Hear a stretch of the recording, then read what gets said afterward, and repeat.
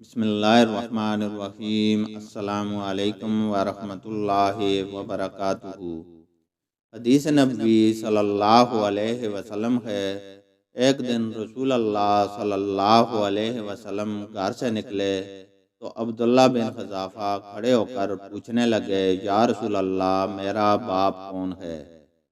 آپ صلی اللہ علیہ وسلم نے فرمایا، حذافہ۔